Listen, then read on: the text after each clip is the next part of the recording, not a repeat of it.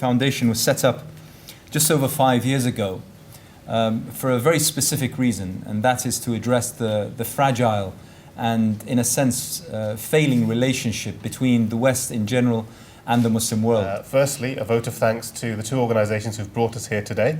Firstly, Business Network, and secondly, the Cordoba Foundation. Please, would you welcome to the stage Professor Vali Nasr.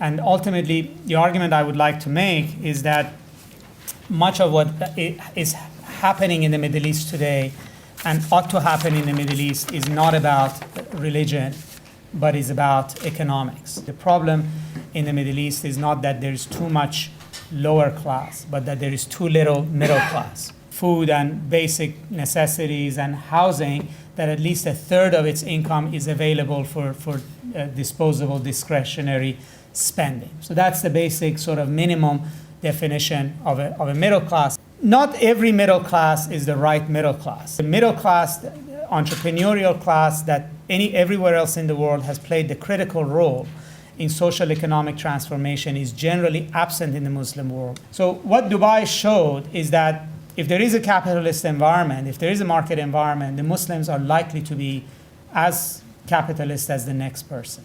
Secondly, as Dubai grew, it captured the Muslim imagination. In fact, everything about Dubai is the antithesis of Al-Qaeda.